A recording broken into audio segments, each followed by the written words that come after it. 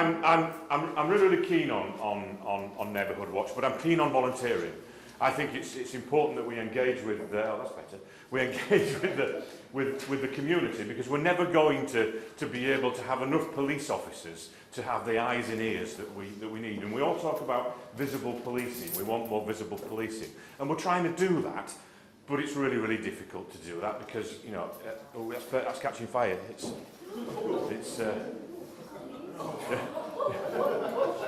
I'll tell you what. Put it there like that, so it's there. No, I'm not taking fire over at the moment. No. So there we are. So that's great. The same thing. Yeah, well, I'll keep my eye on it for you. So the volunteering aspect is really, really good, because you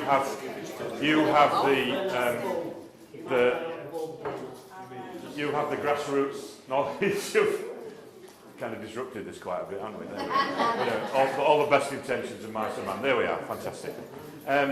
So that grassroots local knowledge that you've got, because a police officer walks down in your community, wouldn't necessarily notice something amiss, because you're used to working there, living there, you will see immediately when something doesn't fit.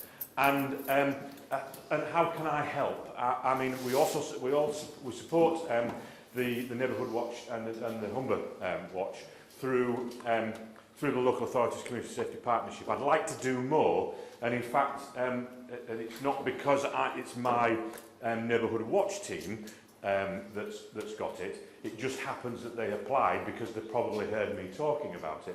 But if there's any CCTV types of things, we've just installed a CCTV camera in the Beck area where we get youths gathering and actually a bit of drug dealing going on in there. So there's that opportunity for grants from my grant portfolio. It's not open at the minute, but it will be open in a couple of months. We've got a bit of a refresh because of the election, and so there will be an opportunity for you as community. It's gone from my head. Neighbourhood Watch people to apply for this. You just have to do it. There's somebody else I recognise there as well. Just to do this, but you need to have to do it through a parish council if you haven't got a bank account. So that, because it's got to be done in a certain way. So I do support Neighbourhood Watch. You are the eyes and ears, and you help with the neighbourhood teams tremendously because of that scenario. Other things that we get involved with, particularly something happened in North East Lincolnshire, which is the little security bags. So if there's somebody vulnerable in your area, maybe there's a lady or a gentleman who's retired, who's got some kids knocking on the doors and windows or something like that. What North East Links, and it's Vanel, isn't it? Vanel.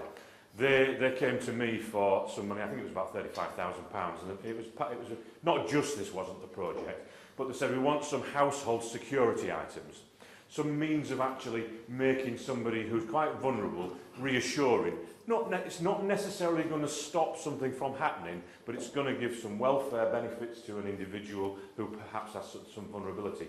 But also from an alarm perspective. So say somebody's rattling your windows or rattling your door, and every time they do it, there's a noticeable alarm goes off, they're going to stop doing it. But what it also does, it gives the ward members or the stakeholders that are actually doing this an opportunity to go to somebody's house and say, we've been told that you would be interested in this. This is what we've got available, and you can have a conversation with those individuals and then point them into, because often it's loneliness, they've got nobody to talk to, the vulnerable, perhaps scams and things like that. There's an opportunity then for a conversation to start, and I support that, and a lot of that has been done in North East Links. And I want to expand that to the whole of the Humber region, because during the election period I talked about this a lot, and I was surprised the number of people that had not heard that this was happening and wanted to do more. And of course, Neighbourhood Watch equally can be part of that, because again, you know the vulnerabilities of the people who live around you. Other things that we do, which is it's not just about Neighbourhood Watch, is crossover things like nuisance motorbikes, speeding, reducing speeding, reducing the nuisance associated with that, and I have a number of grant portfolios which concentrates on that, and we will be expanding that with flashing speed signs, flashing speed indicators, number plate recognition, speed cameras, so they fire into use when somebody's speeding, and they take an image of the car actually doing the speeding. So you've got a number of things there. First of all, you've detected somebody speeding, you've got their registration number, and as a result of that, because it's all public. Can I just say one thing? That's great for cars. Motorbikes don't have front number plates. I know. So how do you register for them? We have Yellowfin, the Yellowfin motorbikes. I expanded the team from 1 team to 5 teams, so you've now got teams in the whole of the Humber region.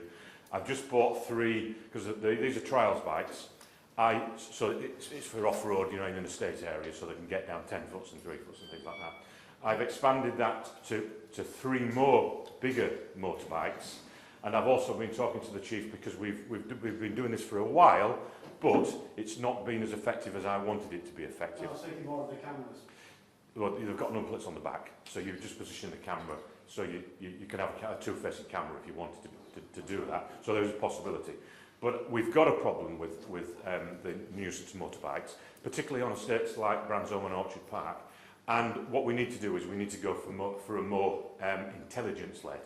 We can use the bikes, but the trouble is when we get the bikes out, even if we've got air support, within 40 minutes, they've all been on Facebook, said the cops are out with Yellowfin, everybody go into your sheds and hide your bikes. And that's what happens. So we need to tackle that with a more intelligence-led neighbourhood team, police team, intelligence-led thing. But you can have a double facing thing. No. No, that's right. And that's an issue that I found. Yeah. You know, motorbikes cause far more accidents, I think, than people realise. Well, it's the nuisance, the terrorising. Come off a motorbike at 60 miles an hour, you're unlikely to live on. Well, they also terrorise communities. Yeah. You know, I mean, obviously we don't want people to die on the roads, but I want to stop people from antisocial behaviour terrorising communities. That's what I want to do, and we're starting to do this. I wasn't going to take any questions, but because just one quick question. Yeah, sure. Don't we have any PCSOs anymore? you do, you've got the same number of you've got the same number of PCSOs as you had before I started 3 years ago. The same where they actually are dispersed is an operational thing, and that's up to the chief officer. But you've got PCOs operating in Bransholme if you're from Bransholme. Almost certain. I don't know the names. There's nearly 3,000. Yeah, yeah. I mean, we do have problems we have had problems quite recently with PCSOs in that because of the uplift, because we've put 800 extra cops, full-time cops in the situation, and by and large 50% of them have come from 2 places. The PCSOs who want to be fully warranted officers, and the specials who are also fully warranted officers but want to be full-time. So we've tried to increase, but we've always been falling behind. But we're actually very, very near to the total operating model with PCSOs at the moment, and I've not reduced them. You're right, other forces have, but we had about 155 when I started, and you know, give or take, depending on where we are in the recruitment process, we've still got about 155. So, but where they are, it's not my bag. That's the chief constable, but they are out in the communities. Right, what else I've got to tell you? So we'll continue with the grant pots. I am not against supporting the neighbourhood watch teams, you know, me personally, where they're not getting the support from the local authorities. So if as a region you want some help when the grant pot's open, quite happy to do that. You can apply for between £500 and £35,000. You can apply for that for three years, consecutive years, if you wanted to do. There's an expectation of match funding, but that match funding can be in kind, and you're all doing this as volunteers, so that counts as in kind. So we can offer some more help financially, particularly in the areas where they're not getting it. Or inversely, I could say to all the community safety partnerships, right, look what's happening here, and that's something you've got to do, which probably would be a better way of doing it, because I wouldn't have to then facilitate that thing, I would just say to the community safety community safety partnerships in Hull or the East Riding or North Lincolnshire, look, I expect you to finance this to the same tune as North East Lincolnshire or the East Riding. So there's some things I can do there. Just to give you some statistics, we are about 130 police officers above our total operating model. It's our intention to stay there, but we choose the opportunity to get more police officers on the uplift programme because other forces were not able to take those officers, and I felt I'd rather have a bird in the bush, a bed in the hand is better than two in the bush, and so we're actually in a general election period. Both parties are saying that there's going to be a continuing uplift. I think Labour said it's 13,000, something like that, and the Conservatives, I think it was 16,000. But there's some muddiness where that's going to be and how it's going to be achieved. But what that means is we still get to keep those officers, and we've already got them, and they're already trained. So we're not having to wait 6 months for those officers to be trained. Just look at the officer over there. Big in rural crime. I know that's not necessarily an issue in Branzo, but the rural crime team is an outstanding team. It's a beacon organisation within policing. And we talk about vulnerability, and I know I'm jumping about a bit. How do we make the police more vulnerable? Well, we've got to tell people where they are, and we can do that in a number of ways. But we've also got to use banner-type operations. The rural crime team, or rural task force, is a very, very visible banner organisation that concentrates on all sorts of policing, but also has a specific tasking to rural crime, GPS thefts and things like that. And the rural task force has actually reduced GPS thefts from tractors and combined harvesters and what have you by 90%. I've also asked the Chief to do a coastal response. So some of you in the coastal areas, during the summer, there's a big influx of people coming in, and we need more officers in those areas. And again, that's a banner thing that people will recognise. And one of the biggest ones, which is operating in Orchard Park, and I don't know which direction that is because I'm a bit disorientated, but it's not far away, is Operation Shield. Operation Shield is a drug-busting, gang-related OCG, organised crime gangs, intelligence-led operation. And so to date, in 5 months of operation, it's arrested 1,250 people, of which 600 have gone either straight onto remand or back to jail because they're on licence.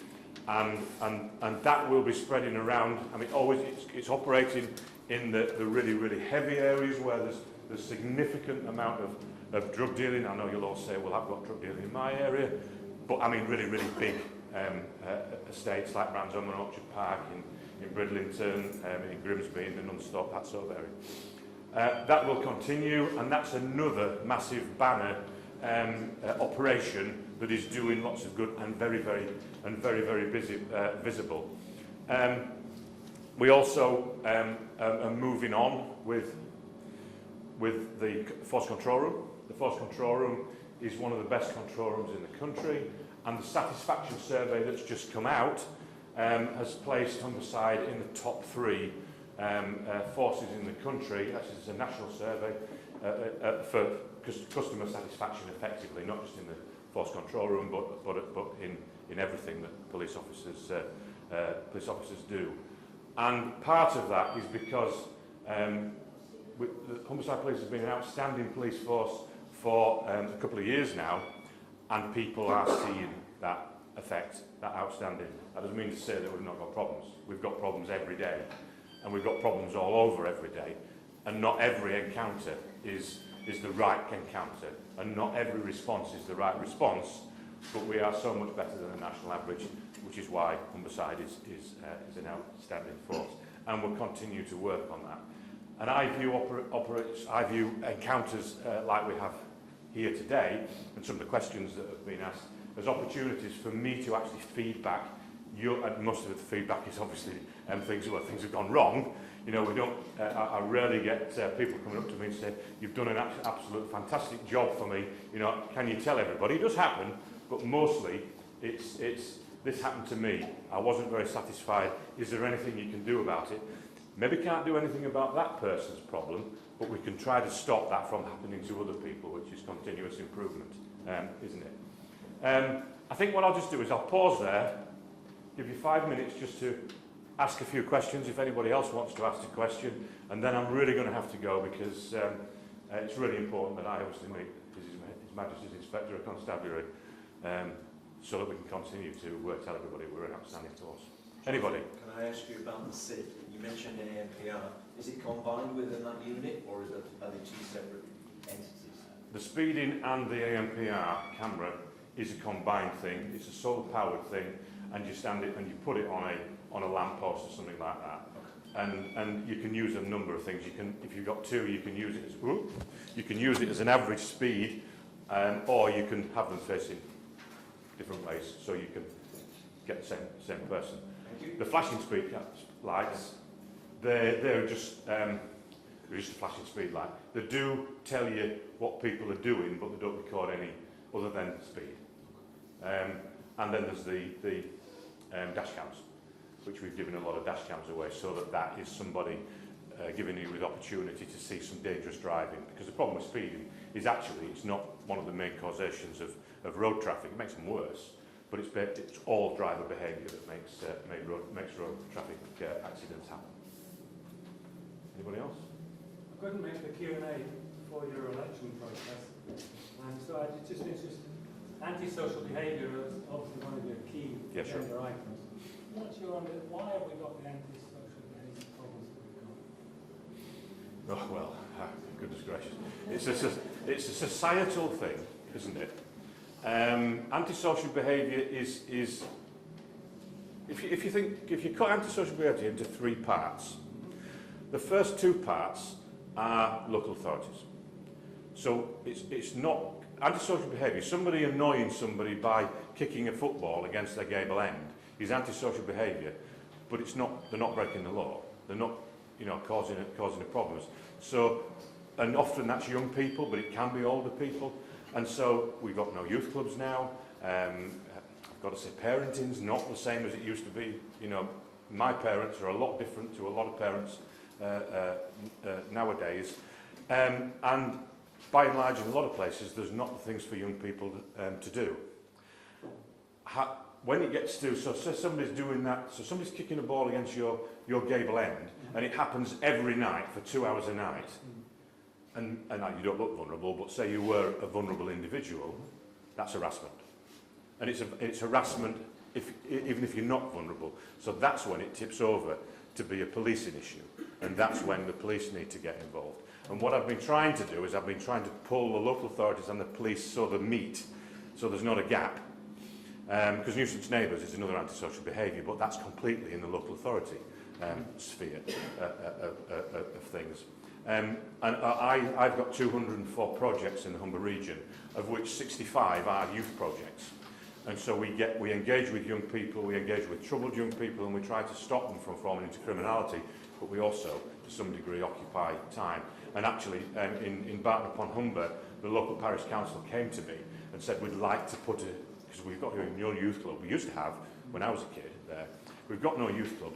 Can you help us financially with a youth club? And it was part of a portfolio of grants, and I said, yes, we can. So I gave them £10,000, and the parish council, they chipped in £10,000. The local authority provided 2 youth workers, and now we've got we will have, I don't think it's started yet, certainly as the summer months, we're progressing to the summer months, we'll have a working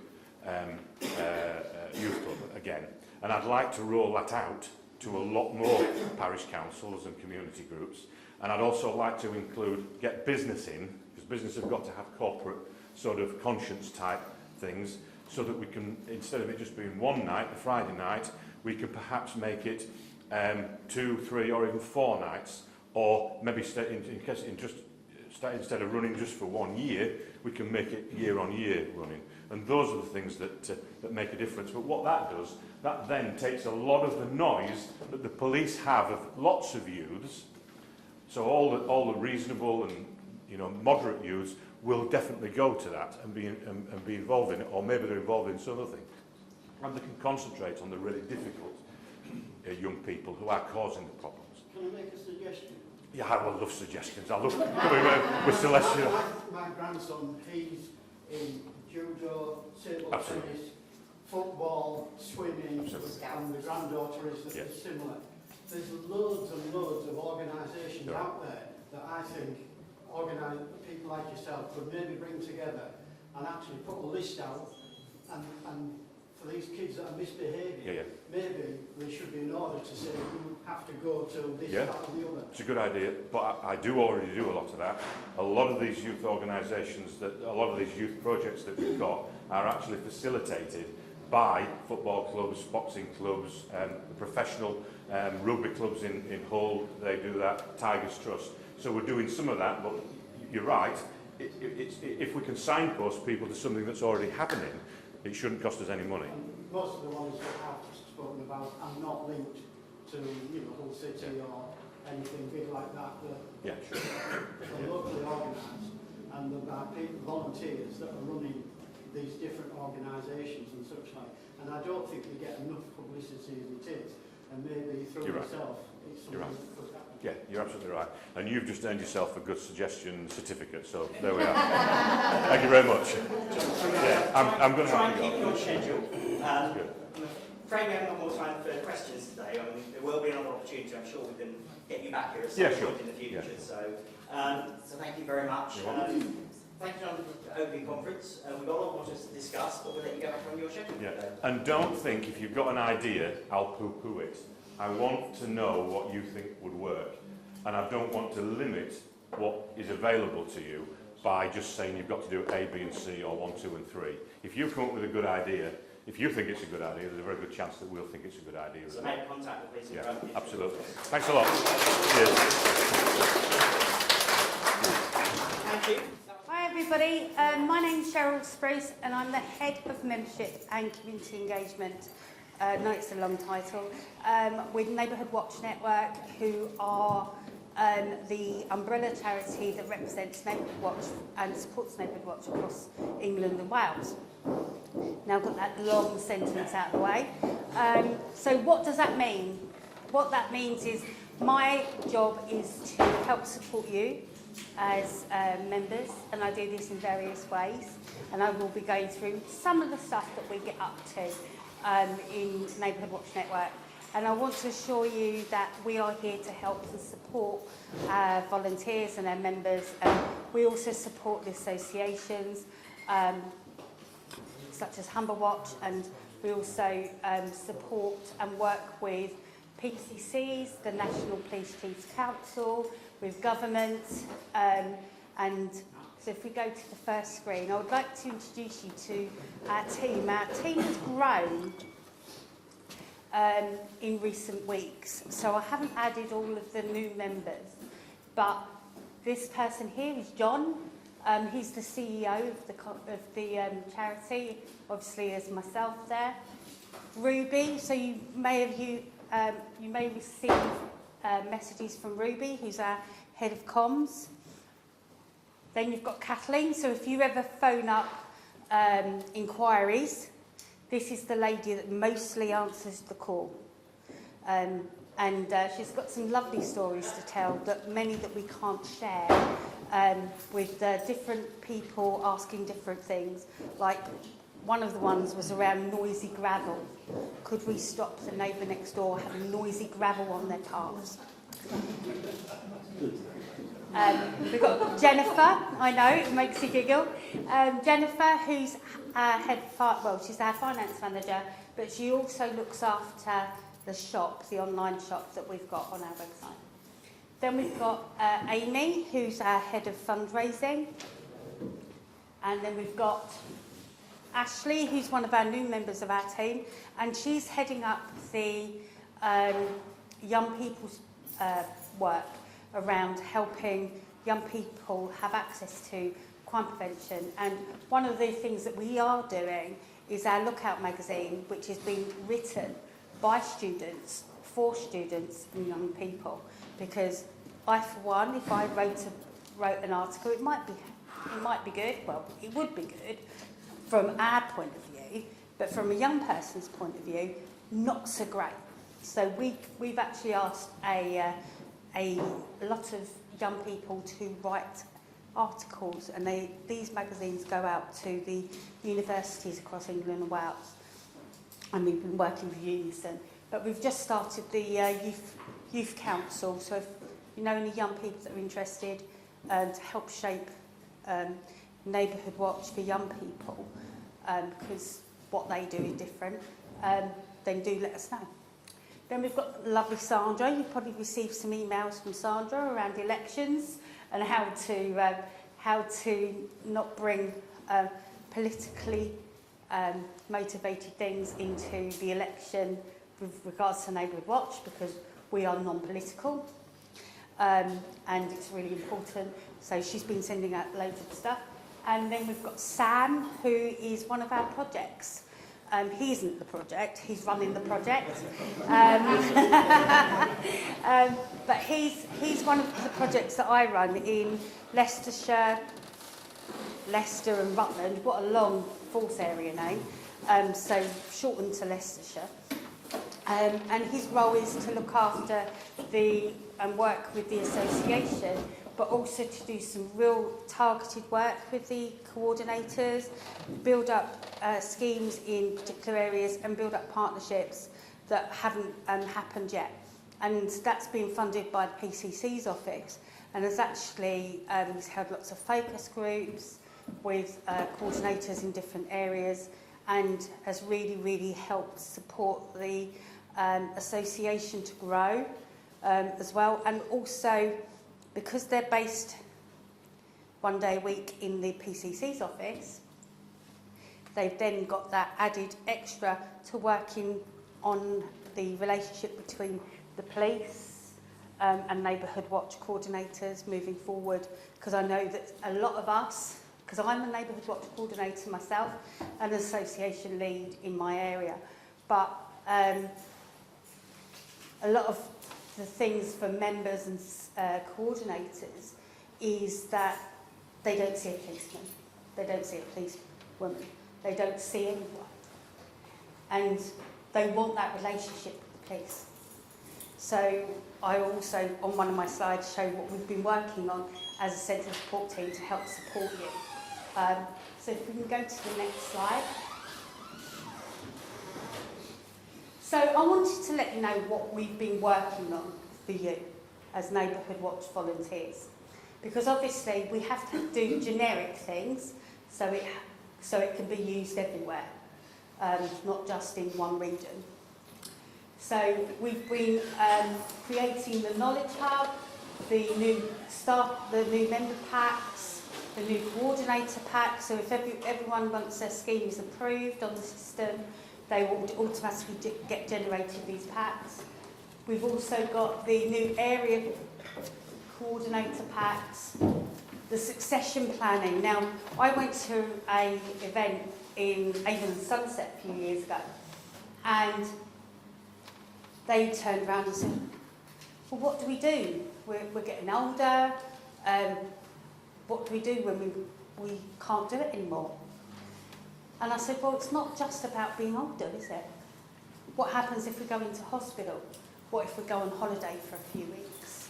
What if, there's loads of what ifs. What if work commitments get in the way?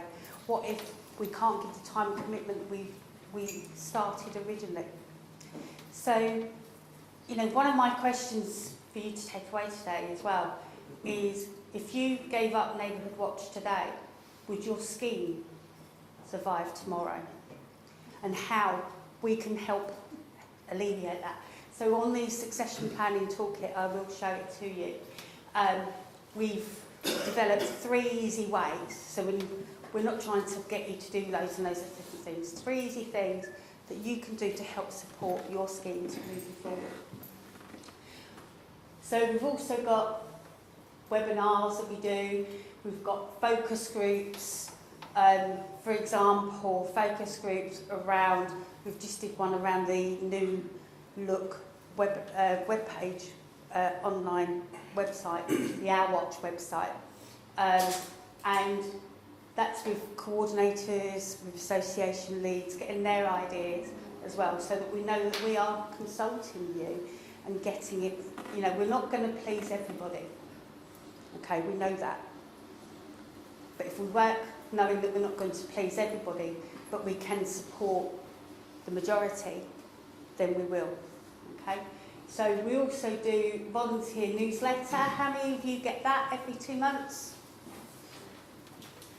Okay? Have you found it useful? Yeah? We try and keep it short. We don't try and overload you with so much information. But we started off doing it every month, and we just thought, do you know what? We're just adding articles in it for the sake of it. Let's make it relevant to your roles and make it relevant to as many of you as possible.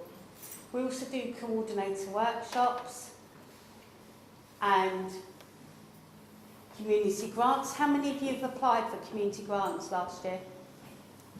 Did you get it? Thank you. And what was it for? We bought some cameras to set up in rural areas which we can move around on popular sites which are targeted by organised criminal gangs and wildlife crime. So we've got the ability to put them on private property, try and get data and evidence which we can feed directly to the police. Oh, brilliant. And that was through Neighbourhood Watch? That was through John Stepson's Community Safety Partnership. Oh, right. So that wasn't... But we actually at Neighbourhood Watch support coordinators to, even if it's a small project, you can apply for that, and we can help and support with that. So that's once a year, and to date we've actually given away over, I think, around between £17,000 and £23,000 to our volunteers. Sorry, can I just, how do you get around the data protection aspect? The cameras are placed on private property. There's a warning sign on entrances, and we're registered with the Information Commissioner's Office as well with the data management plan of how we keep the data, how we share it, how we destroy it if it's not needed. No worries. We've also got an online shop. No, sharing information with each other is fantastic. Go back to that one. If you wanted a camera off a telegraph pole or lamppost or whatever, obviously that's on local authority property. Yeah. But you're looking to have it looking down the street to see. There is many regulations around CCTV. If you go onto our website, there's some help and support around cameras and the information around from the ICO. So you need to refer to not only the local authority but also to the ICO and make sure that it's all under regulations. But I'm not an expert, so I'm just thinking if you get it, the camera hopefully on the ground through the homicide police or whatever, does that bypass all of this regulation or whatever? No, you would need to, in order to get that grant, you would have to satisfy the legality around it. So, yeah. And then the ready-made campaigns, so we've got on our website at the moment, but then moving over to the Knowledge Hub, we've got ready-made campaigns for you. And last but not least, the Volunteer Recognition Awards for Neighbourhood Watch Network. Last year, as explained to the table I was sitting on, we had 3 categories. One was innovation and reach, one was crime prevention, and one was the community health and wellbeing. And 3 different types of, there was a coordinator, an affiliated group, and a whole scheme one last year. We've got 2 new categories this year, which are Young Volunteer of the Year, and the other category is a special recognition. And the special recognition doesn't only just go to a coordinator. It could be someone within the association that has gone, that you feel that needs that special recognition. Because, you know, we always put around the schemes and the coordinators. But you know, there's a team behind that helps support in local areas. So we've opened it up as a special recognition if there's something that a coordinator's done or anyone that's involved with Neighbourhood Watch. Okay, so it's not, you can't give a volunteer that's doing not Neighbourhood Watch the nomination, but it's someone from Neighbourhood Watch that you can nominate. Nominations are open till the end of June. So you've got 1 month to ask or to think about someone that you'd like to nominate. You can also nominate yourselves, but there is a tick box to say you're nominating yourself. Okay, so be creative and be honest with that. You wouldn't, would you? No, believe it or not. They do? Yes. Oh, that's very sad. But sometimes it might appear sad, but also I don't think it does. I think sometimes there are certain things that people don't get recognised for, or their members don't receive the information about how they can nominate them because they haven't got, they're not listed on the alert system, so they wouldn't know. So, they wouldn't get that communication to say nominate your coordinator. So, sometimes there's hidden things that coordinators do that not everybody else knows what they're doing. But they want to get recognised for it. It doesn't mean that they get the award, but they can nominate. So our ASB Week webinars that we did last year, we worked with the British Transport Police to do around public transport, our Community Safety Charter, know your rights around the community trigger stroke. It's no longer called the community trigger, it's now the right to review with regards to antisocial behaviour. So it was supposed to be at the end of the month of community, which we're in. But unfortunately, because of the sudden announcement of the elections, antisocial behaviour awareness week will be in November. Okay, so you'll hear lots about signing up to our webinars that are free. There's the local associations will be doing stuff around antisocial behaviour. The police will be promoting around antisocial behaviour, not promoting antisocial behaviour, but promoting the crime prevention element or the prevention before criminality. So just to let you know to keep an eye on that. Putting that into pictures, so we've got the area coordinator tab, volunteer news, community grants, workshops, the ASB Awareness Week, the online shop, our focus groups, and our newest one, which is a succession planning toolkit, future-proofing your scheme. So just showing you the area coordinator guide. It is not printed. It's via PDF, keeping our carbon footprint down, but also making sure that it's easily accessible and you can just look at the thing. So you'll get if you become an area coordinator, their role is to help support coordinators down on the ground in the smaller areas. So if you have an area coordinator looking after, say, 10 coordinators, they bring those 10 coordinators together to have regular contact with each other, because sometimes being a coordinator can be quite lonely. But this is about you bringing yourselves together, working together. There might be a local problem that isn't just thing to your one street. So the area coordinator will help support you to do that. So if you're interested in becoming an area coordinator in that sense, talk to your divisional associations or talk to Humber Watch, and they'll be able to help and support with that. Is that okay? So lots and lots of help and support on them. And then, again, just click that forward. It's only because I wanted to do what it did with the area coordinator, so I had to put it back on again. But it's for the succession planning toolkit. And the reason why we did this succession planning toolkit is doing it in 3 different ways. There's 3 different ways that you can help support your schemes continue after you're gone, or for whatever reason that you've gone. And going doesn't mean that you died, by the way. It means that you might have moved away. It means that you might have not been able to carry on. You might have, done something different, that you can't carry on. So it doesn't mean, when I'm talking about succession planning, it's not about, it's thinking about the future. How many of you have got a deputy? 1. Okay?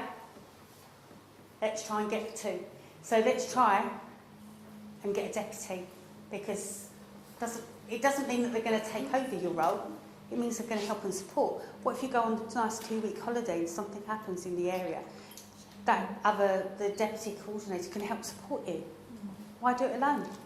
That's one thing to do on the succession planning toolkit. But also, there's a tick list at the end, just to say, have you got a deputy? Have you told anyone about it? Have you registered your members? Because how many of you have got all of your members registered on the alert system? None of you. That's okay. It's okay. But the reason why we try and encourage you, and did you know that you can add them on your phone or on your computer, on your system, just adding people. You can add them and just get them to click on the link. The reason why we ask you to register your members isn't because we want to take over your schemes or anything like that. Not at all. It's so that they receive information too, and the coordinator doesn't have to worry about disseminating that information to people. What they can do is say, did you receive us? I know that we received this alert about something in our local area. So how about we, say for instance, burglary of sheds? How about we all, once a month or once a week, check our sheds? We don't have to go around to each and everybody else's garden, by the way, but you can then promote the action to reduce that risk of being that victim. So, there's different things to do. Recruitment. So we had a Better Place to Live campaign. We started it last year. We've still got lots of materials, but it's still as valid today as it was last year. So the video will play. I'll move that to play. It's only literally a 10-second video. And it does do the sounds, but there isn't any sound, is there? It means giving back to my community. It means bringing my neighbours together. It means connecting with others. It means making this a better place to live, together. Join today and be part of the biggest voluntary crime prevention movement in England and Wales. So that video is literally 12 seconds long. There's a link on our website for you to share it, so you can share it. But we asked Neighbourhood Watch coordinators in order to do a 12-second video. So obviously we couldn't fit everything in. So the top ones were about helping people to prevent crime, helping people to get to know each other, help connecting people. Because when we're a connected community, we look out for our community, don't we? So it is about crime prevention. It is even the simple hello makes people then start looking out for each other. So we've got all of those. These are the resources that we've got. So we've got a traditional trifold leaflet. We've got I know it looks strange, it's a postcard with animal heads, but it's just to show difference in different people, and we've played with names, asking about volunteers, and our crime prevention booklets as well. So we've got all of these different resources that you can also download as well and use. This is what I was talking about earlier. This is another project that we do. We worked with the National Police Chiefs Council on your behalf as Neighbourhood Watch. We consulted, it was over a 2-year period, but the negotiations were 18 months with the National Police Chiefs Council about what this is what the local SNT do, the Safe and Order team, or is it Safe and Open teams here? Community safety partnership. No, not the community. No, your local policing team. Right, okay. It's everywhere. Calls it something different. So the neighbourhood policing team does this, and you as coordinators do this.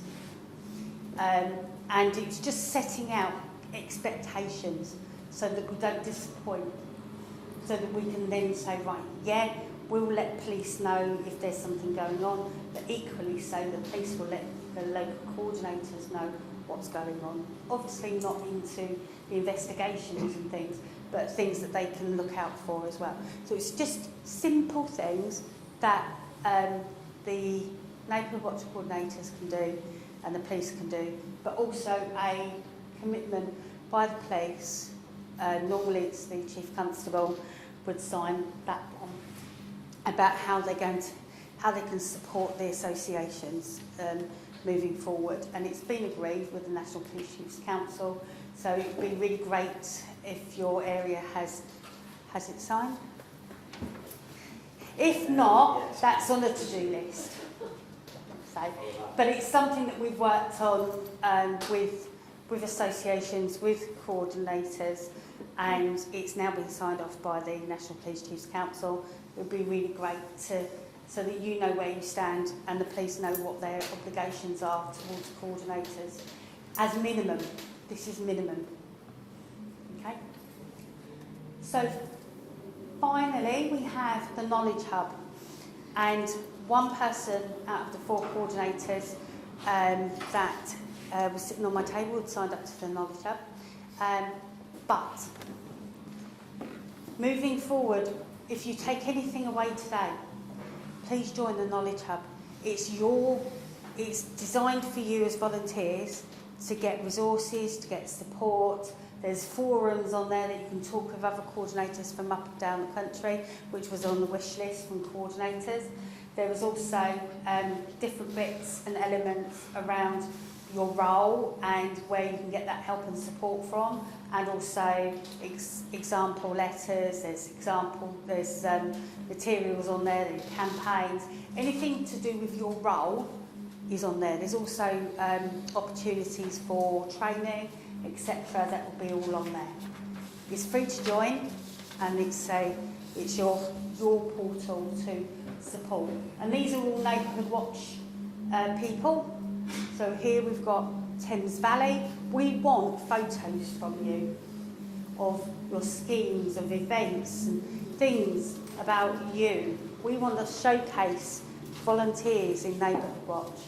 Cheryl, can you just mention the web address, just so that everyone... So to join, you would go to www.ourwatch.knowledge-hub. And you click on join the hub. You'll then fill in a form, and that form will then transpire into a spreadsheet for me. That will then go to, we divide it into the areas, and then that goes to the associations to sign off, to say yes, you are a coordinator. However, my lovely Kathleen has now said that she would like to help support the process going a bit quicker. So if you tick to say that you're a coordinator, we will check on the system that you are registered as a coordinator. So if you're not registered on the system, we can't approve, but then we'd have to set so that it make your application a little bit longer, but not, it doesn't remove you.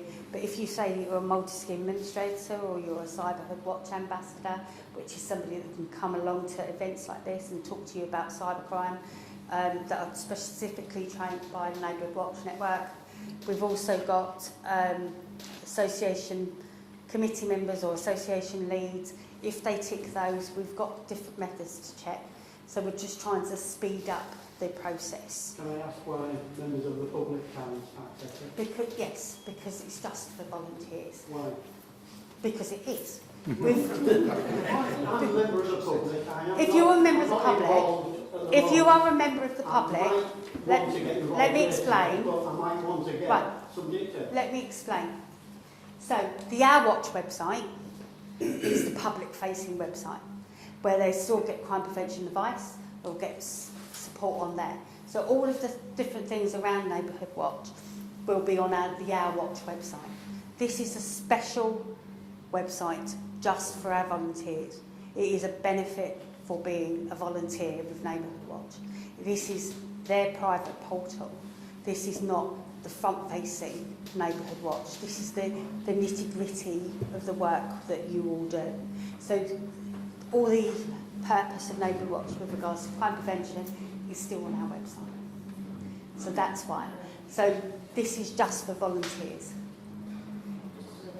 Oh, what's the URL For the? yeah, so you'll.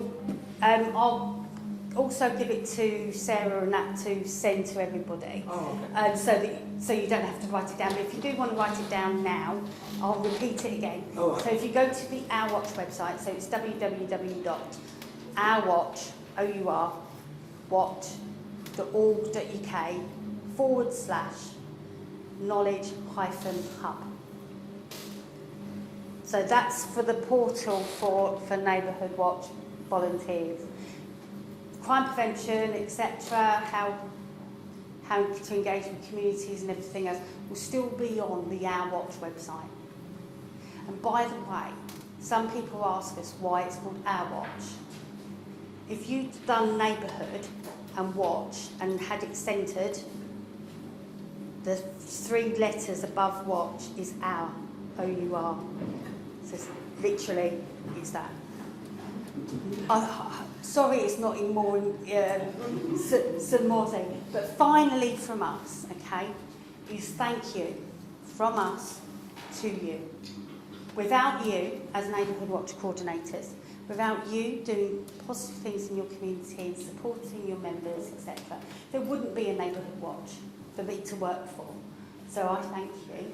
But also, you know, it makes a real difference to your members for you to do things in your local community and to help reduce crime prevention. Reduce crime, not prevention. I just realised what I said. But no, to reduce crime. Because how many of you helped do stuff to reduce crime in your schemes? Good, good, good. How many of you just see it as a reporting, as encouraging reporting? Good, I'm so pleased. Nobody put the hand up. Yeah, because we are the crime prevention. We'd rather prevent crime from happening, not having people having to report, but us having the confidence that people will report if necessary. But we would rather you not have to have any crime in your area and that you build your and people are looking out for each other. So, you know, but report when necessary.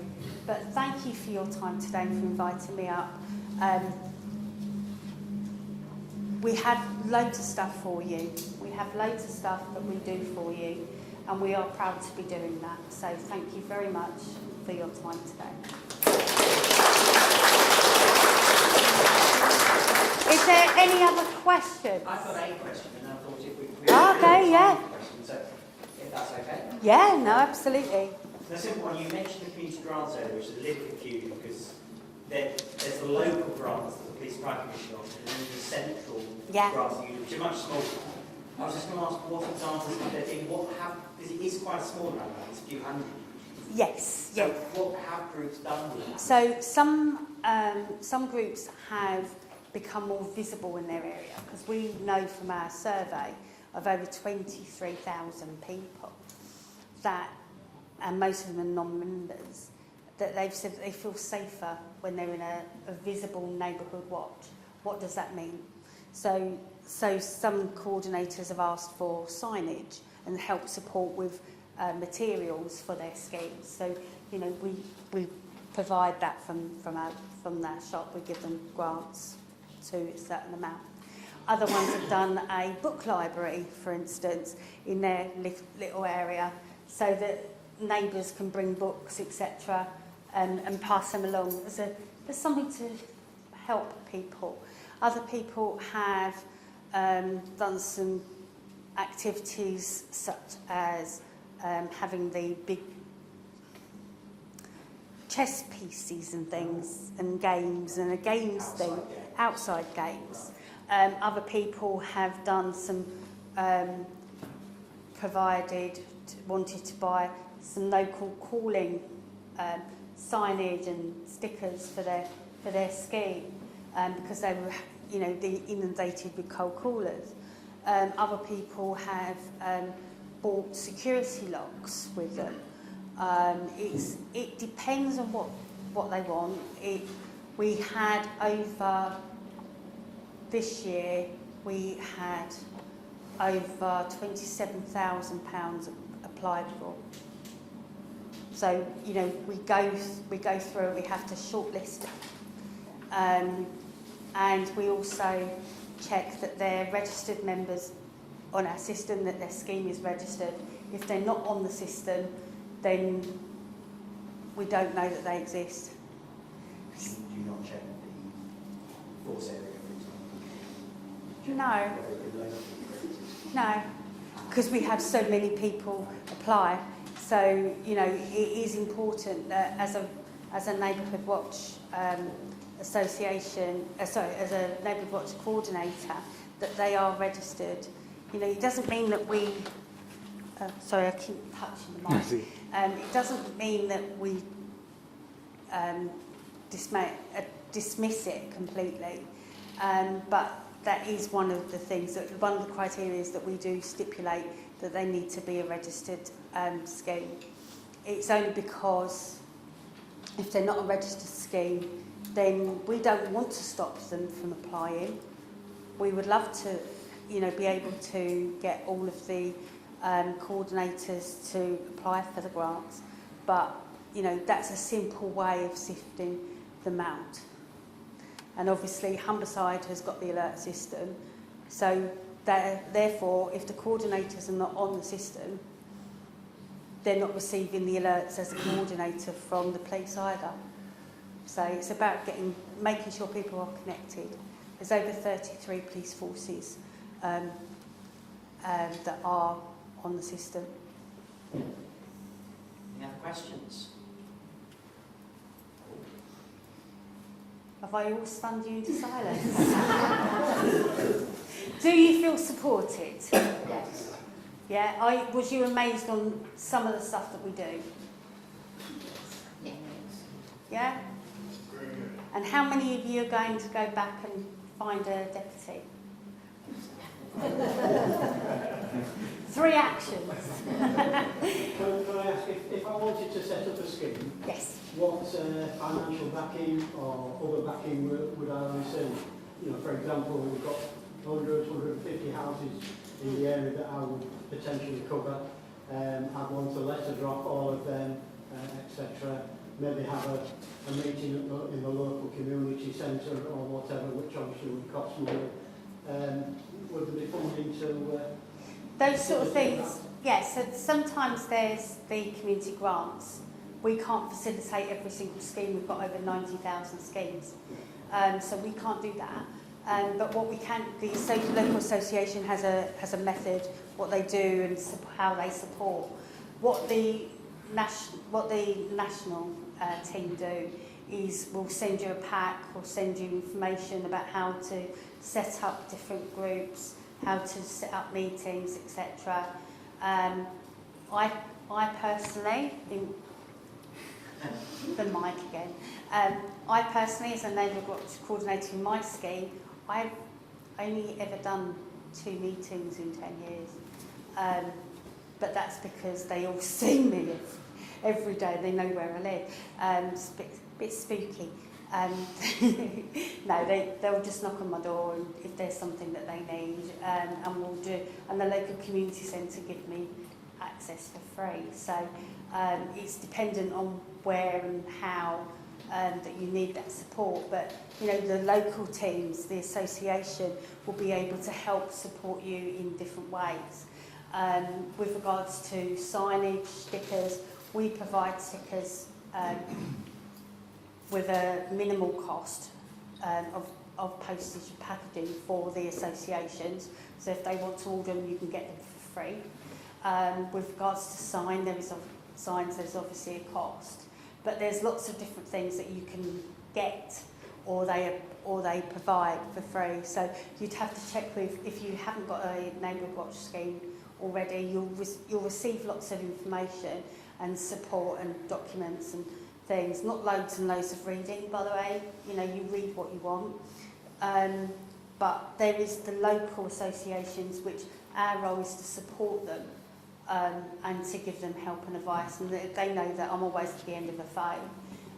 So is there a list I can look up on the internet? Can I just ask you which local authority area you are? Hull, Eastwood. Yeah, so you're in Hull, so you will be talking to Sarah and Lucy behind you, who are your multi-scheme managers. So it's by area, and then it really depends on what's available in that particular area through the scheme. So it's so after when you get a break, it's Lucy and Sarah. Yeah, we presented this afternoon about what we do in Hull and how to support in Hull, so we're on the agenda. So you will get that information. I'm sorry that we can't provide all of that. I would love to give you every single area a pack with giving out stuff free of charge. Unfortunately, we live in a time where things cost money and we have to find the funding for that, and for 90,000 we can't. So we do things like the packs, etc., that are not costing to the police commissioner suggested that there might be money. That's locally there. So that's a different, because I cover all of national. Yeah. That's different. So that like we said, Lucy and Sarah will be able to let you know what they're doing and how they can support you moving forward locally. So our Humboldt Watch covers the 4 force areas. So it covers Hull through Lucy and Sarah. East Riding is Alan at the back, and Maureen, who's not here, but North Lincolnshire is where I'm appointing Caroline over here, and North East Lincolnshire is myself, and it's all very varied what we have available. So North East Lincolnshire, I have oodles of stickers and signs that I can just give out, but that's not necessarily the case everywhere. So it's very much a case of starting a conversation locally, and that's true of wherever you are. That's the importance of associations. So our role is supporting the associations, and the associations we support them via helping them look at funding and what funding streams there may be, or to have those difficult conversations with people that around supporting. So, you know, sometimes each area goes out and they go and get funding, they go and apply for funding, you know, and sometimes so that they can help you to get the signage, etc., for free.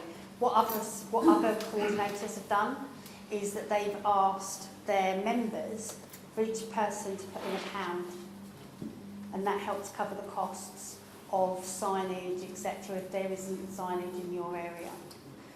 So, you know, some people have asked, coordinators have asked for that, and that's worked in some areas. Is there a sort of a website that you can go to download PDF copies of different signs and such like? Yeah, so if necessary, I could download from the print out. The Our Watch website. But if you don't have, if there's something that you can't find there, then do let us know, and we can source it for you. The last section of today, we were talking about the 4 different areas that we're all doing that piece website. You told me that. Any other questions? Otherwise, you're perfect on time. Am I? Do you know what? That is a shocker. Because as Lucy and Sarah tell you, I talk for England, Wales, Scotland, and everywhere else. So thank you, because I'm just humbled to be here to listen as well. So if you do want to catch me in the break or anything, do let me know, and I'll gladly chat with you. My train, I've got 3 trains to leave today, so I leave around 4:30, but you will be gone by then. So, but thank you. Thank you. Thank you. Is that right? Because rural crime has evolved, into something now which I think it's got a lot more of an appetite through not only local forces but regionally, national forces but also non-government organisations. Rural crime is sort of a high-profile offence, and as I go into the presentation, I'll sort of widen what rural crime is about and how, yes, we are in an urban environment here, however, a lot of our work at the minute, and in particular the meeting I've just been on, is talking about nominals that are committing rural crime, but they're using the road networks, they're cross-border, they're even international organised crime groups, and they all operate around the vicinities of towns and cities. Even recently we've had quad bike thefts from farms in the East Riding, and I know they're being brought towards North Hull. They're being stored here. So this is why I have to sort of pitch and raise the profile of rural crime, because we can't be everywhere. It's all about raising awareness so that you are the eyes and the ears, and if you see something that's not right, if you see a quad bike driving around North Hull Estate, and you know where it's being stored, we need to know about that. But just a little bit about me.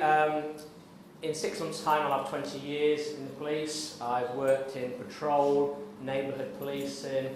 I'm now fortunate to be a rural task force sergeant.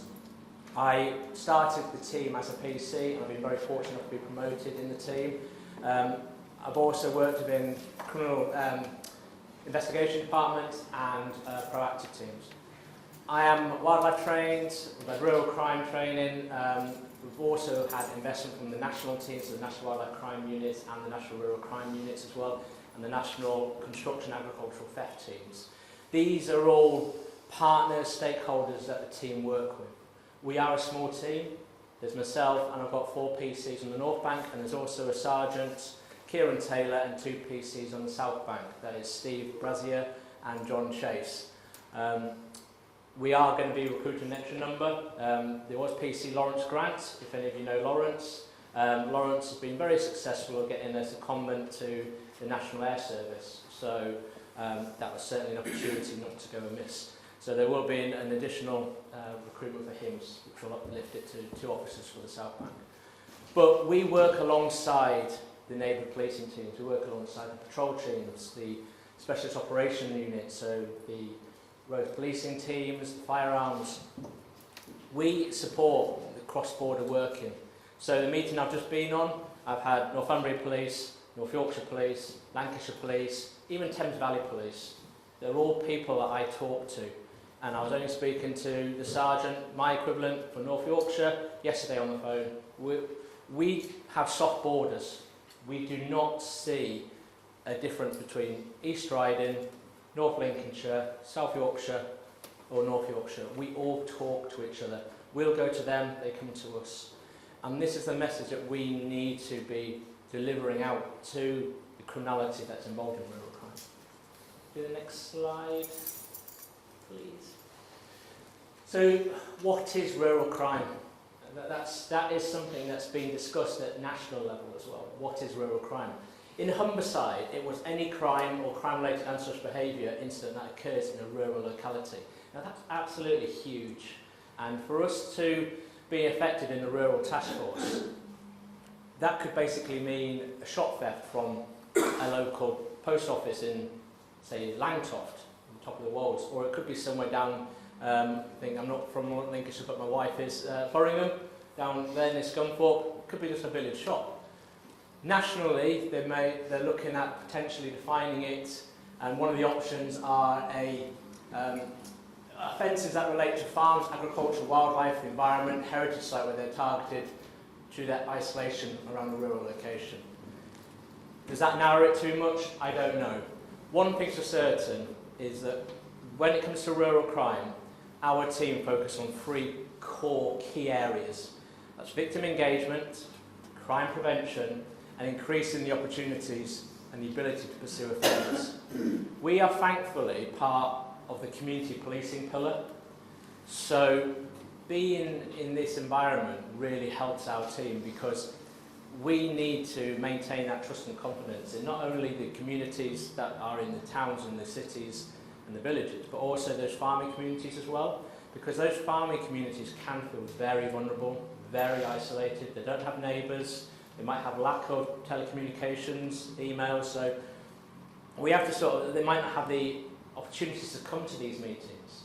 So we have to sometimes go to them and to reassure them about what we're doing about rural crime. We do set terms of reference to the team. We like to build working relationships, and those relationships can also be our farm watches. So you have a neighbourhood watch within the urban environments. We have farm watches within the rurals. We've got some of our coordinators here for the Vale Watch, which covers down to Howden, right the way up to more or less the border of North Yorkshire. We are more or less in a one-to-one relationship with them, where we are constantly daily speaking to them to see what crime trends are happening, where we need to be visiting, who are vulnerable in the farm community, and who we need to do some reassurance visits with. We target organised crime groups who commit rural communities. We're subject matter experts, investigation support, and we upskill staff across the force. One of those areas has been the force control room. We've had occasions where people have reported hair coursing, and they've just put it down as a civil matter. We've had people that have been driving across drilled fields in a 4x4, ruining the crop. Again, civil matter. There's been a lot more work done now where the force control room realise that hair coursing is a wildlife crime priority. It's even a rural crime priority, because what we are seeing is that there are a lot of cross-cutting things between hair coursing, where people are trespassing on land with running tight dogs, lurchers, salukis, pursuing hares, and the result is that the hare will usually get killed. Sometimes it was about the first dog to turn the hare, but now they just want to pursue straight after it. But what are they doing when they're on those fields? What are they doing when they're walking through those farmyards? Is hare coursing an enabler for rural crime? Because are they eyeing up the ATVs, the quad bikes, the trailers? And then you have your trailer thefts. And we had a good example of that in North Yorkshire recently, where they've stolen an Eiffel Williams trailer, twin axle trailer, and then on the same night they've gone and stolen the quad bike. You know, they wouldn't be able to steal the quad bike without the trailer. And then you talk about your plant and agricultural machinery thefts. Let's steal a telehandler or a forklift. And what happens next? You'll have an ATM theft in a town or a village which are used on this stolen bit of plant. So there are a lot of enablers where rural crime starts off with rural crime and then what is used afterwards. I will talk about these in a bit. These are a different level, and if I tell you that one of these devices, a stolen device like this, was currently found over in America, and part of the conversation we've had at the minute is about with the FIB and Interpol to try and trace how this is overhanded, being moved across from a theft in the UK and it's been exported all the way across over in America. But we'll talk about those in a minute. The next slide. So to keep focus on the team and to make us have a defined structure, our priority are around these areas, and these are in line with the National Police Chief Council's working strategy around rural and wildlife crime. We focus on rural acquisitive crime, opportunist crime, including the GPS receiver and dome thefts, that's these devices here, farm machinery, equipment and plants. We look at livestock offences, rural fuel theft, equine crime, rural criminal damage to crops and rural heritage crime. We also focus on wildlife crime priorities in line with also the national priorities in relation to poaching, hare coursing, bird of prey, badger crime. CITES in relation to the trade of endangered species. We do have them. We've had someone from Hessel that has been convicted under customised and excise offences, importing chameleons into the UK without having the appropriate licences. And that is an either way offence, got heard at Crown Court. And bat crime, where you look at your developers and also destructions of roosts. Believe it or not, a bat has more right to your home than what you do. It's true. They're a European protected species. Next slide. So, what rural crime do we have in Humberside? Now, the first data on the left there is basically a benchmarking exercise. You'll see the dates are from June 2022 to 31st of May 2023. exactly what we've got now. So I'm just literally waiting for another table like that to reflect what's the past year been like with rural crime. So you'll have to forgive us, but we are going to be able to sort of present a fuller picture, because anything now would sort of not really reflect a true comparison. However, we've created a survey that when we go out to farmers, when we speak to them, we talk to them and say, look, what issues have you had with rural crime? And as of a couple of days ago, I'm speaking to over 156 farmers. You can sort of see a bit of a creases in there and there. But the top of that is night poaching, where people are driving across their lands at night in 4x4s, and they're driving across them with big 4x4s and they're damaging the crops. But they're after deer, badgers, hares. But this type of criminality, they couldn't care less about what they're doing, the antisocial behaviour it causes, the damage it causes, the causing threats, intimidation, even potential carrying firearms as well to dispatch if they're after deer. Second to that, you've got your burglary, you've got livestock theft, criminal damage, which is in line with your night poaching, and fly tipping, again, is one of the big issues as well, which we work with the local council with. Next slide. So this is the big thing about what is the impact of it, and nationally it's the same locally. What I try and explain to people, whether they're from the town, the city, the village, not just the farming crew, because the farmers get it, is that if you eat, drink, wear clothes, a farmer will be involved somewhere along the line. If a GPS receiver is stolen, so this is an empty, you'll be pleased to know, Starfire 6000. This goes on top of a John Deere tractor. There'll be an in-cab screen as well that will help it. This basically allows the farmer, forgive me for anyone that knows this already, but this allows the farmer or the tractor driver to get the best harvest out of a field. It'll tell the tractor where exactly to go, what exactly turn to make to get the best crop out that field. If this is stolen, jobs are cancelled, which means people don't get paid. The fields don't get harvest to their maximum capacity, which means if the fields don't get harvest, that means the production to the supermarkets is lower. If production to supermarket is lower, guess what happens then? Food prices go up. And so it's us that pays for it. This would be around £5,000. A screen, again, 5,000. We had one of these and the receiver stolen last week in North Links, 10 grand worth of kit, just like that. Last year, and I'll go into the details of it, last year we arrested 2 males and we found up to 46 of these. It was the biggest recovery nationally, and that was only found through police work of just going through. We found it on a container near to the port of Hull. You know, so they were operating in Humberside, just off Preston Road. You know, and we've had devices identified from Devon and Cornwall all the way up to Police Scotland. And so it's the reality of it is that organised crime groups who are operating on an international level are operating out of Humberside, you know, within the towns and the cities. So it's about how we need to sometimes reach out to our neighbourhood policing teams, our neighbourhood watch teams. What do you know about your local communities and residents? Is there anything suspicious about what they're up to? You know, are there quad bikes? Are there motorbikes? Are there people coming and going late at night carrying rucksacks and stuff? You know, do you think there's something untoward about it? Because these GPSs here alone, this is from the National Farmers Union Mutual Crime Report from last year. You know, 1.8 million on the economy through the theft of these.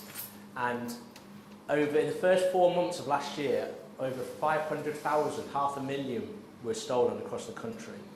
And you can also look at trailer thefts, 2.9 million, quad theft, 3 million, and then agricultural vehicles, 11.7 million. These are all costs to the UK economy that increases insurance premiums, that will increase food products, because if this vital equipment is stolen, then it will be us that has to pocket the the cost of having a reduced harvest or a reduced turnaround of that vital farming business. But more importantly, you also got to consider that impact on the farming community. The suicide rates amongst farmers is some of the highest across the UK. And not only have you got the financial side, because yes, you can insure these with an NFU Mutual, or any other insurance provider for that matter.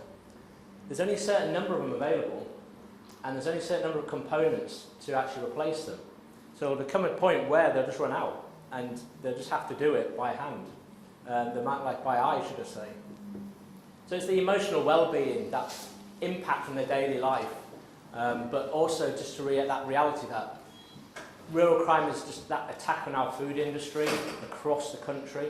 So that's why we do raise it nationally, and that's why we have round-the-table discussions with national teams, because we do have criminality that will quite easily go across the border and commit the crime and come back again. And until recently, homicide have been victims of exported crime, where we have offenders which have travelled from other areas of the country into our area, stolen a trailer and then go back again.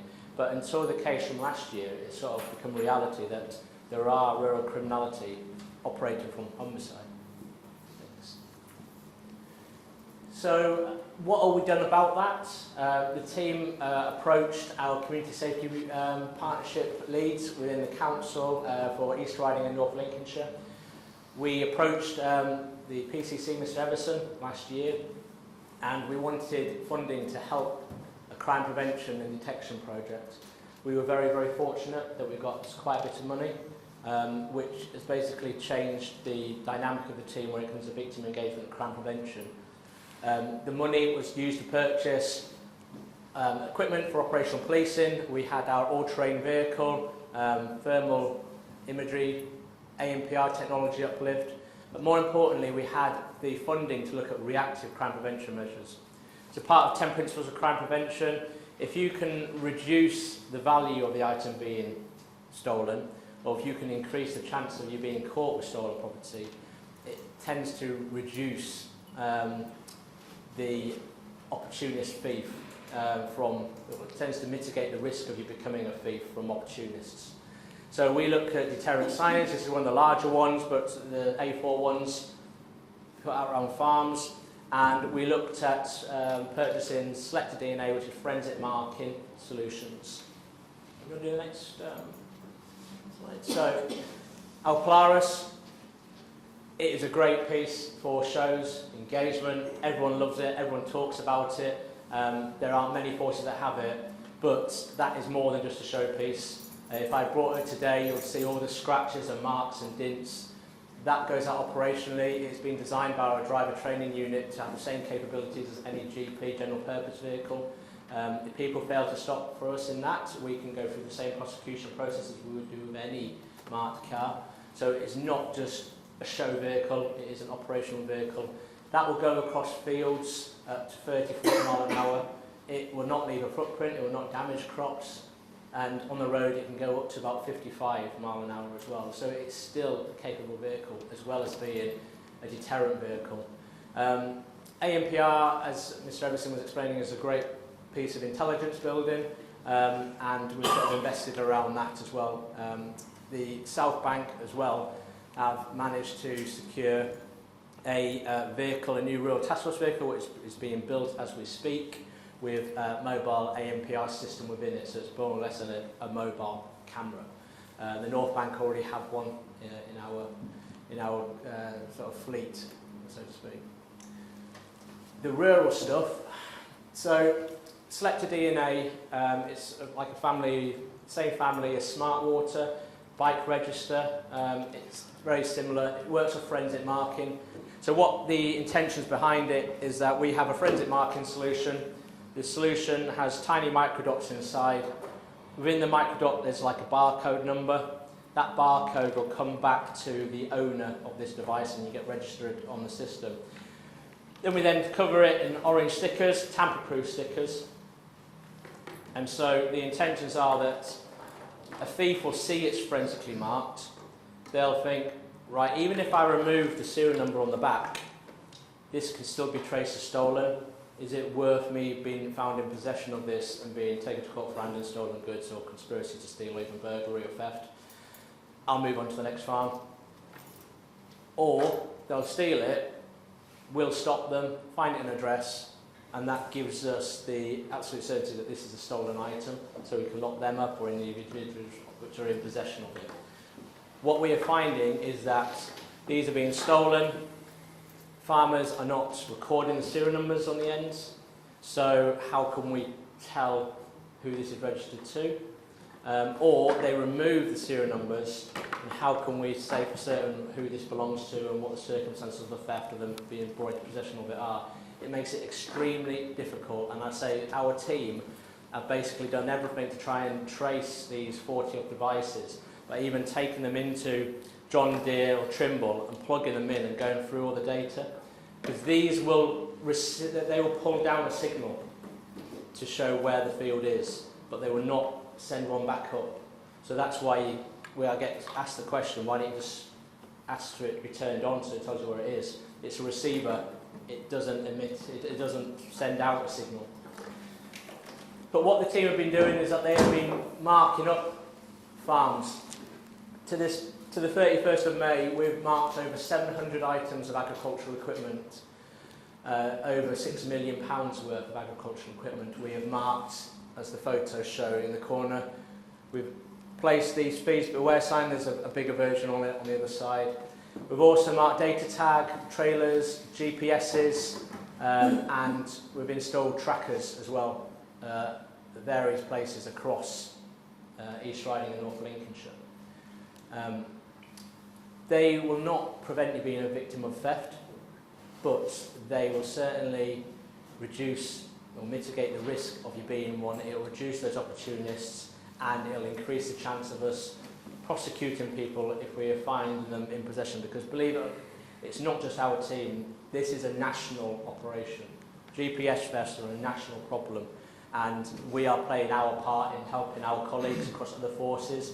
That if we are a victim of GPS theft, they will tend to be moved out of the same county at the same night. So we are giving other forces the opportunity to trace our stolen gear back, lock the people up that are in possession of them, and then we can reunite the devices back with owners. And that's some of the examples that we're doing. We're also giving a little bit back to the community. We've produced a rural crime prevention guide, and we've got business cards which go straight to our prevention guide. The prevention guide is accessed via our single online homepage. If anyone wants to know more about the rural crime or wildlife crime and even reporting, that QR code and that pop-up banner takes you straight to the rural crime page for Homicide Police. Save it as a bookmark on your home screen, and it takes you straight to the page you need to do to report rural and wildlife crime slow time. So if you don't want to be on the hold to 101, you can report it online via that QR code. Next one. And there's some of the examples of social media. With the team with social media is that it's a bit of a sort of two-way sort of intent behind it. We do this to reassure the community what we are doing with our time, whether it be marking, proactive operations, selected DNA, but also we know that, especially criminality in relation to hair coursing and poaching, they follow us on Facebook and Twitter. They sort of watch what we're up to, and we have in the past put posts out about us doing night ops operations, and the following day they're out, and they said, "Oh, you were out last night, weren't you?" And they'll only know that because they are following us on social media. Next one. Just a few, I know, coming up to the end now, I just wanted to just a bit of showcase some of the bit of criminality that we have. So this was from last month. These are 3 offenders that have travelled, note the locations, North Wales, Chester and Chester. They came to land out near Goole, Rawcliffe Way, but bordered the Isle of Axholme, and they were pleaded guilty to hunting, trespass, search of dogs, equipped to, and trespassing the railway.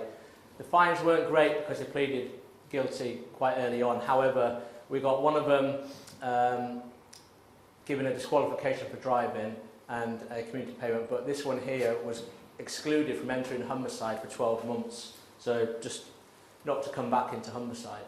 But it just sort of shows that people are travelling across the country to come to Humberside to commit rural crime. And that might seem wildlife crime, but hare coursing is a rural crime priority, as set by the national, the PCC's working strategy for it. This one here, fish poaching. Is fish poaching rural crime? It's actually theft. It's a Theft Act offence. And even if it's in enclosed water, that is a straight up and down Theft Act offence. But if it's a canal or a piece of river that's got a private right of fishery to it, that's still a Scheduled 1 Theft Act offence, as what happened with these chaps here. They were ordered to pay, what is the amount here? They are £766 each. So that's over £1,000 between the two of them. And they hadn't even caught fish. All they'd done is to drop their rod and line into the river, and they were caught by the bailiff. And that's quite impressive, really, that, again, we have persons travelling from out of Humberside, cross-border criminality, to commit these types of offences. So that sort of sends a picture. Next one. Again, that's another one, hare coursing, over £3,000 worth of fines, and disqualified from keeping dogs for 12 months. This is all new stuff. When I started this job, we were using Game Act offences of 1831. A year before that, people were being sentenced to transportation to Australia. So you can see how legislation is keeping up. And this is a big one that we had from last year, handling stolen goods, going equipped, hold Crown Court. We pass information on to our roads crime team, again about information sharing, relationships, about people. It's not just about the Rural Task Force, it's about all the pillars in Humberside working together. We worked about CID team, 48 GPS receivers and screens recovered, nearly £300,000 worth. And that is something that the National Rural Crime Unit still today talk about, and we've got 4 years and 3 years for those involved in it, and we are still developing, mapping this sort of crime group that are involved in this. And again, that's another one for hare coursing, but again, 10 years criminal behaviour order and 12 weeks in prison. Would you think that you'd get that for hare coursing? I mean, you know, these are type of sentences, which is probably the reason why we're seeing a reduction of 56% in hare coursing from last season. You know, when we showcase these sentences, you start being left with those that are involved in this type of criminality from sort of like flowed from family. You know, it's sort of a start of a lifestyle choice that they get brought along as kids and then they start to get grown into it. A lot of the opportunist ones just wanting to try it now, being deterred by these offences, by these sentences. So thank you. I knew I had a quick half an hour input, so I didn't want to run over because I know you've got obviously a bit of a roundup to do before you conclude today. But it was just a bit of a snapshot about what our team are about, that it's not just about us ring-fencing ourselves to the farming community. We also like to speak to the neighbourhood watches around the towns, villages and cities, just to see if there are any rural crime or wildlife crime concerns that we can maybe disrupt or build intelligence around, because they may be the nominals which are going out into the farming community and committing these thefts. So, any questions? Yes. I know I've seen it in a long shot and probably saw it before. Have they considered fitting a GPS to the GPS itself? No, because you have GPSs which is that with machinery that is precision farming, but you have GPS that actually locates where the physical thing is. So it could be the size of a chip and pin from a debit card, but if you actually fit it internally, that cannot be removed, you will be able to locate it wherever it's stored and taken to. Yeah. And this has been recorded, isn't it? This. I'll have a chat to you later.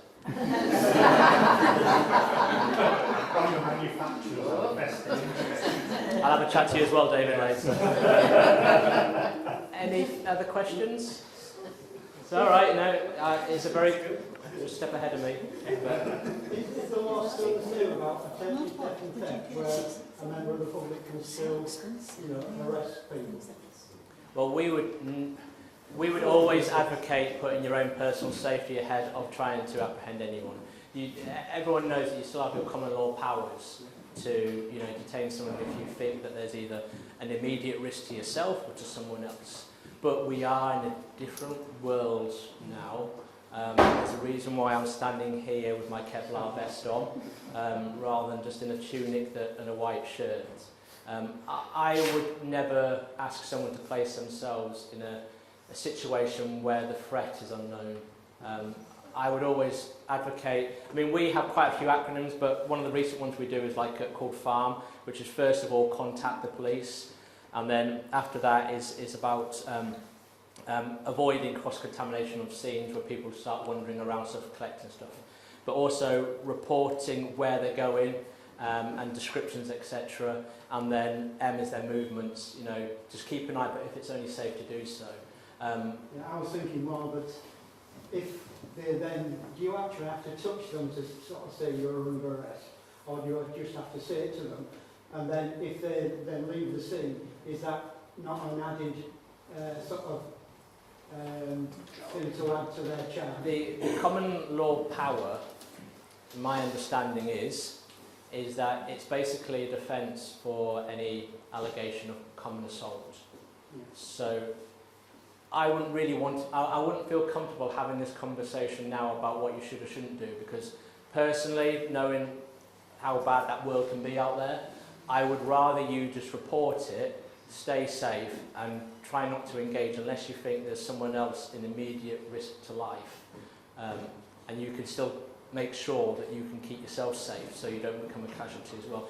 It's one of those difficult situations where I know everyone wants to do their best intentions, but you have to be aware that people out there are a completely different unknown type of criminality, and you could have bladed weapons, firearms, and you wouldn't know until the last minute. So I would rather you just report it to the police, 999, and just keep yourself safe if you can do, and others if you can do at the same time. Okay. It's a difficult question to answer, if I'm honest. I expected that answer. Yeah. I'm going to be hanging around. Like I say, I apologise. I was away for a bit to start off, but I'm not in any rush to disappear now. So please, I'll let you do your wrap up and then come and find me afterwards. Is that okay? Thank you. All right. Thank you very much. Thank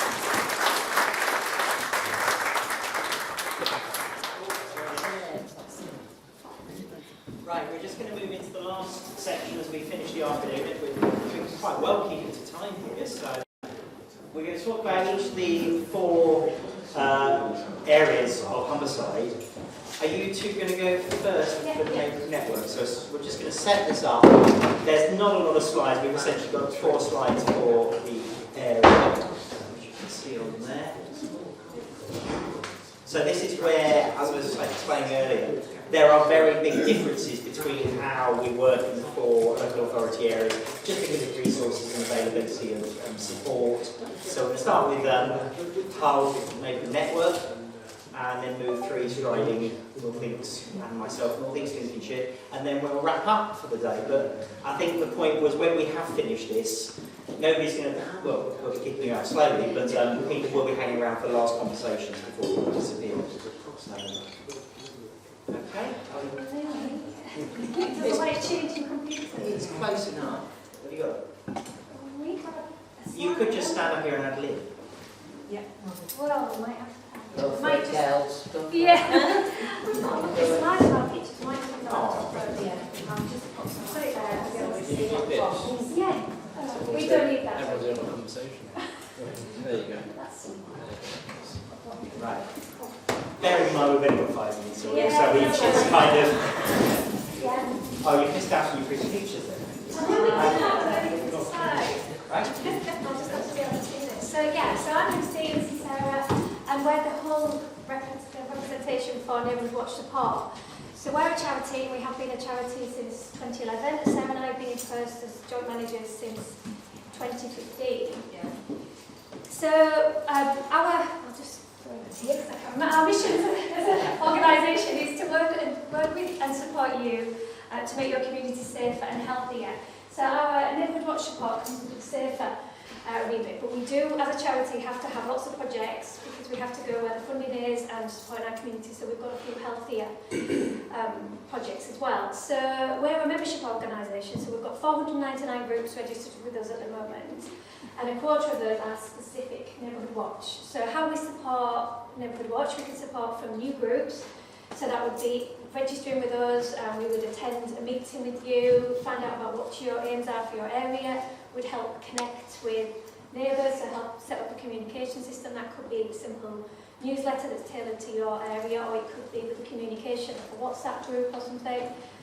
We have a newsletter that we send out fortnightly. We ask our members if they want to contribute to that newsletter, because it's nice to have some community good news stories, but we also look in the local news, pull out stories, and then we can share them amongst everybody. Else? We do have free signs and stickers that Cheryl mentioned earlier. It just depends on the areas, but we do have funding to offer them free of charge to our groups. So yeah, we, you know, as a charity, we have to go in the bidding process, but we are looking at, we have got some funding and we have got some signs that we can support our group with. I think that might be it for membership.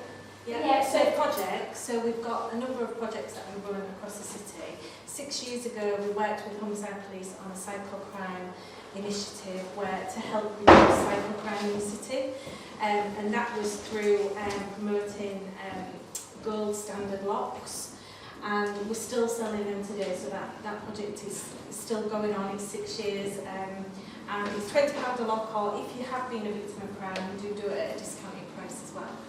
Another project that we are working on with the local councillors in the H27 area, there's 4 ward areas that fund this, but it's called a Safe for You referral, and this is where if a police officer or area coordinator, council worker come across a vulnerable person or a person who's been victim of crime, we can offer free products up to the value of £25 to that person, just to help them feel a little bit more safer. So that's one of the projects that we run. It doesn't have to be your house as well, it could be neighbours that may be targeted. And, yeah. But it's funded by the ward, so it really again dependent on where you're living. Yeah. Another project, just another little one we've got, our menopausal support network. That was kind of born through women feeling lonely, and because we're a network, like I said, we did initially was formed through community safety as a focus, but actually loneliness does fit in with that, and there was a gap kind of in the city of supporting women going through the menopause, and them ladies could fall foul of crime as well, feeling quite vulnerable and being scammed and that type of thing. So we formed our menopause support network 2 years ago now. Yeah, it was. The initial idea was that it would be really quite a small project, just ticking a few community safety, healthier, and then it's absolutely grown huge. So it's a big project of ours now. Yeah. So that's quite a lot of time. Yeah. We've also got this building as well. So we're actually just gone a year. We opened a year ago, and our main priority was to bring the community in. This centre was actually closed for a number of years.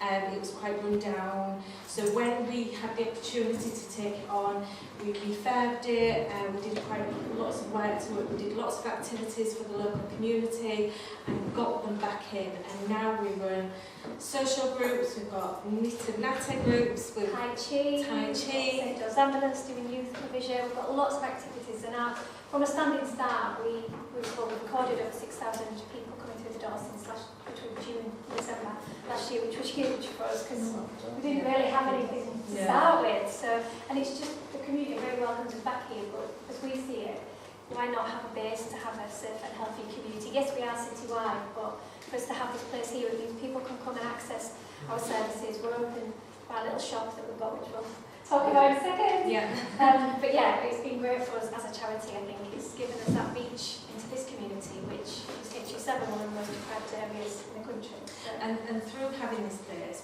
it's allowed us to apply for other funds. We were successful in being,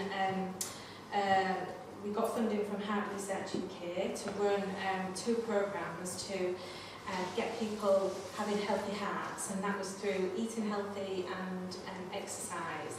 So the fund was a national fund. There was only 2 projects that got chosen, and we was one of them. So to have Hull get heart research UK funding was fantastic. So far we're in the middle of our 2nd programme, and the people who joined our 1st programme enjoyed it so much we want to continue it. So that kind of just volunteer with the first group, but again it was about this community being deprived statistic, and being able to give something back to those people, to be able to come here, make new friends, make new contacts, learn about healthy food, learn about healthy cooking, healthy lifestyle. It's just been an amazing project. So. And last but not least is our shop. Yes, we've got an online crime prevention shop. We sell a number of, I think we've got a display over there in the corner, where we sell window alarms and personal alarms, lots of different crime prevention. That's across the county and across nationally, because if you Google nurse bells, we do somehow come up there. So, and that provides a tiny little income stream back into our charity. But as a charity, you've got to be seen to be trying to get income in as well. So that's across our projects. We've got a few events, just shameless coming up. Promote them. So we've got a couple of events. We've got our HE7 Health Summit, which is here at the end of the month, the 26th of June. That's in partnership with CHCP, and that's across Branscombe, Northport Shopping Centre, and here. Just promoting what's going on health-wise in the community. We've got our HE7 Youth Summit, which is the 11th of July. That's here, and that was because this area does suffer from ASB. And a lot of those are young people, so we've partnered up with Corner House, who support young people in the city, and the idea is that we've got lots of events and services and activities on that evening when the children are leaving school from the local schools, and they can see what other activities are on in the area. So there might be something that just floats their boat. So we've got lots of different organisations. We've got car mechanics, we've got football, we've got rugby, we want to showcase what's happening in the city to get these young people interacting with these groups, to try and get them off the streets and stop causing havoc. So that's our youth summit. We've got Family Fun Day at the end of September, the last weekend in September. That's here. That's in partnership with the ward councillors, so they'll be supporting that to support families in the area. We will be asking our community safety partners, our local policing team, fire brigade, public health, to be able to have a stand there to talk to residents in the area. And last but not least, with our menopause project, we've got our World Menopause Day, which is at Princess Quay Central location, and that is just lots of service providers that support with menopause. So that's in a nutshell. We've got a lot going on, but we're very different to the other 3 different organisations, but you'll realise that we'll pass along, but yeah, that's us at Nbhd Network.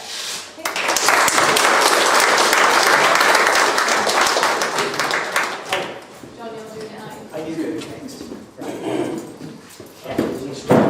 Well, I'm John Brown. I'm a senior officer with Safe and Neighbourhoods for North Lincolnshire, and I work with a fantastic team. There's myself, working along with Caroline and Alicia as other seniors, and we each have 3 very able assistants. So I'm working with 7 ladies. I've got 7 ladies in the total team, yeah. So that's why I'm obviously here talking to you at the moment, even though Caroline's the lead, because I'm the one that's easy on the eye. Enough said about that. So as Safe and Neighbourhoods, we're part of the crime reduction team of North Lincolnshire Council and Local Authority.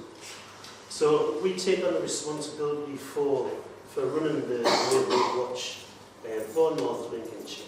Now with that we have that funding as well, so when it comes to equipping the coordinators with signage and stickers and things like that, we provide all of that. So you're not expected to purchase that as groups or out of your own pockets, but that's because we're in that unique situation of being funded. As a Safe and Neighbourhoods and Crime Safety Partnership, we get involved in all sorts of things.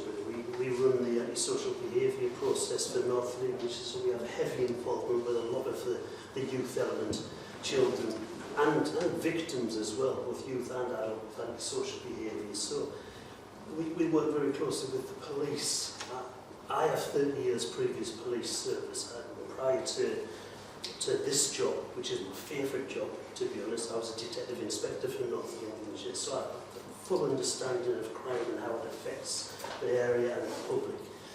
So, for me, if I put that old hat on and look back to what I needed in my position, looking at crime for North Lincolnshire, what I needed was information, what I needed was intelligence, what I needed was to have people on board to understand that the police, we're police with consent in this country. The police don't have a magic ball. The police don't have an answer for everything. The police rely on the assistance of our biggest partner, which is the community.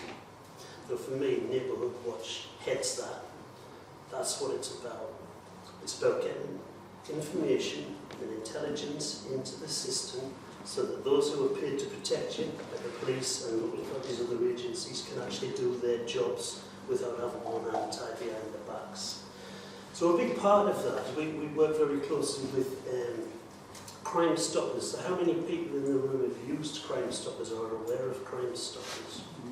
Aware of it. Yeah. Aware of it. It's fantastic, basically, because the one thing we tend to get from when you deal with members of the public is that fear, whether it's just a perceived fear of retaliation for being a snitch or being the one that's telling tales or telling the police and authorities what's happening.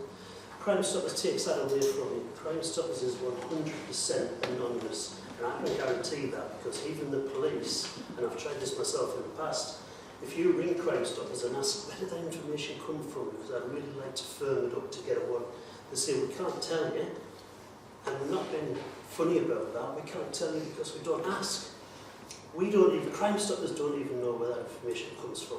It's anonymous information. But what that information does, it builds up a picture and helps direct the police and resources and other agency resources into the right areas, looking at the right people and the right type of crimes.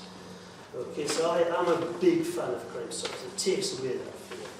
And obviously through the Neighbourhood Watch networks, we encourage our own Neighbourhood Watch coordinates to contact ourselves. Contact the police, ring 101 if you want to, ring 999 if it's an emergency. Speak to us, ask us to put the intelligence in, and we'll do that. So, for me, a lot of admiration for Neighbourhood Watch. Have we got it right? We try our best, but there's always room for improvement. And what we're trying to do at the minute is look at that connectivity. We have 140 groups in North Lincolnshire at the moment, and we want to keep growing that, and we're constantly looking at ways to do that. We want to work out ways to engage more with the coordinators and have that connectivity flowing easier. Maybe looking at WhatsApp groups, there's emails, looking at, as a council we're not allowed to use Facebook, however as individual groups, all right, seeing as you can. And we can log into that, we can be members as well.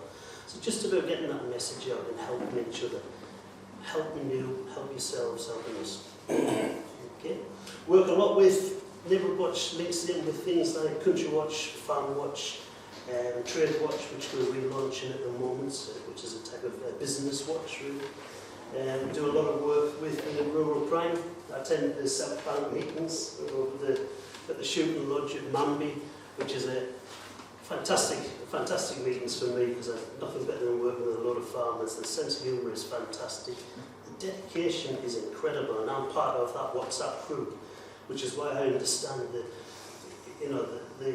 how important WhatsApp groups are and how it suddenly connects everybody and opens up possibilities. I receive up to 10, 15 messages a day from various members of that group, and I'm just an observer on that. But they're logging incidents, they're spotting vans and people who are suspicious, they're telling the next farm who is then passing it on to the next village. The next village has got the registration and it's going into the police, and the police are monitoring these WhatsApp groups as well. It's just people talking to each other over an area of miles, all working together with that common purpose, making the place safer and catching criminals.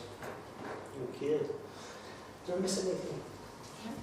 So does anybody want to ask me anything other than how I keep myself looking so young? How do you do that? Well, do you know what it's basically because I'm from the northeast and it's cold soap Great Unitarian. Yeah, 7 million on my tours. Well, thank you very much.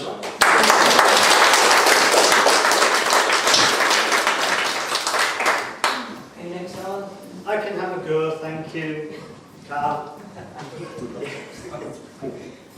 I know how John keeps looking so young. Got a famous relation, haven't you? I know, yes. What's your surname? Cram. Okay, thanks. Actually, this generation probably remember Steve Cram. I do. The younger ones don't even say Totally illustrated by you. Anyway, yeah, I'm Alan Brown, work for East Riding of Yorkshire Council's antisocial behaviour team. It's nice to see quite a few of you here from the East Riding today, thank you. East Riding of Yorkshire, successes Nbhd watch. Well, it's you, it's not East Riding of Yorkshire Council, it's you. But very much bottom up. Where Nbhd watch has achieved success, it's because of your efforts.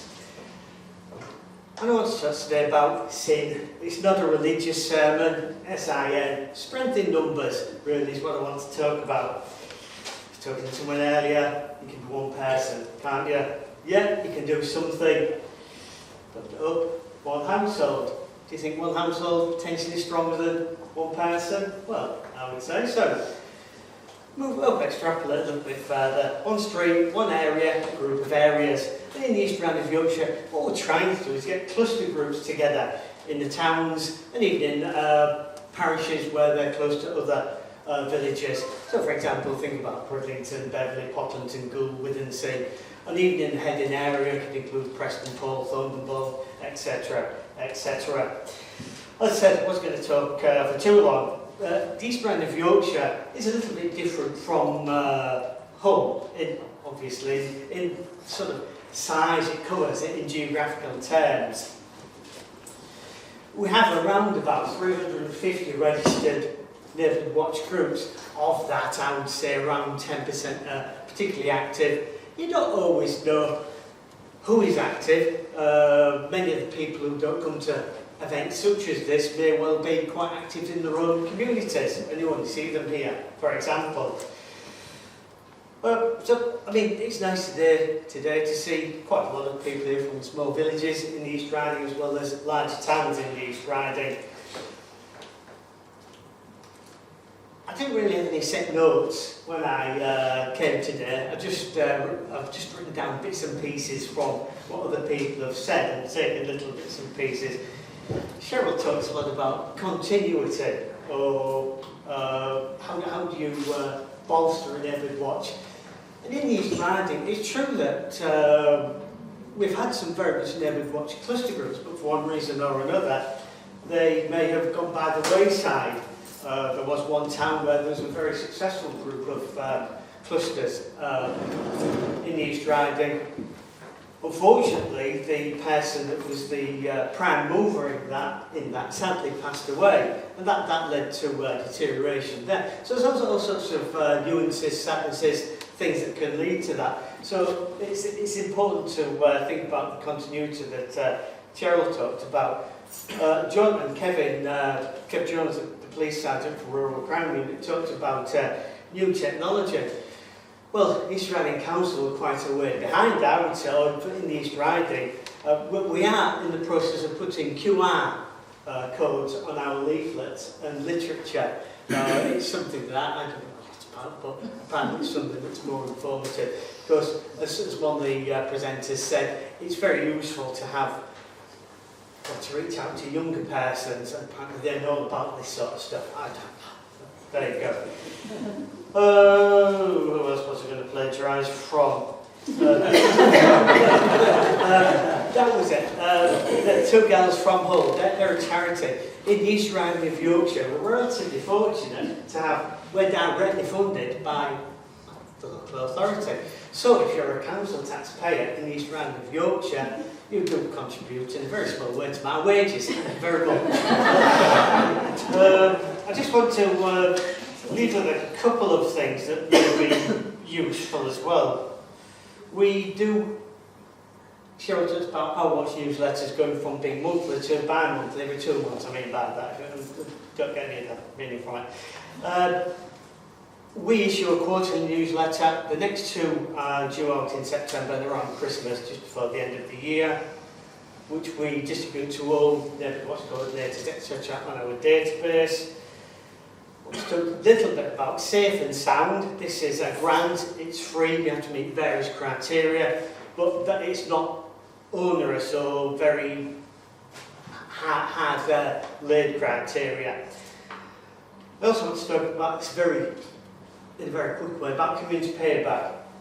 Sergeant Jones, he mentioned some of the miscreants, Nick Fair causing and given various sentences, one of which on some of the examples given was community payback. We do work with the Justice Service to organise community payback schemes in the East Riding of Yorkshire. Some of you may have experienced that. Work with a chap called Lee from the Justice Service. We'll go and do a risk assessment at the site. I mean, to see whether the job can be done. It's often painting, cutting back foliage and things like that. One of the things that might not be appropriate for summer is cutting back foliage because it potentially transgresses laws on nesting beds and things like that. But you get the idea. Well, that's about me, thank you. We've got next in North East Links, is it? Chair, Pam. There you go.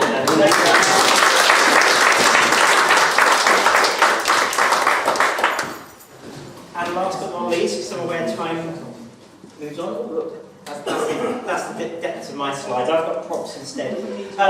Yeah, we're getting to the end of the afternoon, so just last but not least, I don't think anyone from North East Lincolnshire has come today, which is a shame. Oh, hello. Yes, we'll talk about. So just, I'm the same as everyone else. I'm the local multi-scheme administrator for North East Lincolnshire.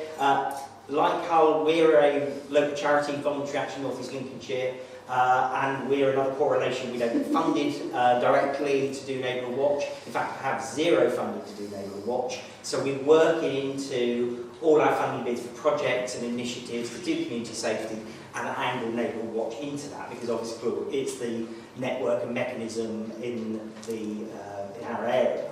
And North East Lincolnshire is, again, it's deprived areas in urban, but it's also very rural, and we're trying to help with the new farm watch for North East Lincolnshire at the moment, for example. So we've got quite a different area. So it falls to me to try and do our best for our funding, to see what initiatives we can create. So some of the things we've been doing recently, for example, I started working on our allotments, so I've rebranded as a sort of an allotment watch, with the idea of trying to get the plot holders to think more actively about their community safety. The Police and Crime Commission mentioned earlier, we have initiatives giving out community safety equipment. We've done this for several years now, because North East Lincolnshire has been very lucky. We've had 2 Safer Streets programmes, we've now got a Whole Bill programme. Some of that's brought money along the way, so in the last 4 years I've been handing out, since COVID let us start doing it, handing out community safety equipment, be it personal alarms or more, and earlier this year I got 30 grand, as the Police and Crime Commission said, and through these schemes I've probably reached 2,000 households in North East Lincolnshire who've received items, which is not insignificant, so we keep bidding for money for this. During the COVID epidemic, I produced a little stay safe guide for old people, teaching them where to get advice and support. That was just an experiment. I printed 200 copies. I'm now in my 7th edition. About 10,000 copies have gone out across our community. But the way I have to do it is, my battle is all the time, is talking to a ward council. We have 15 wards.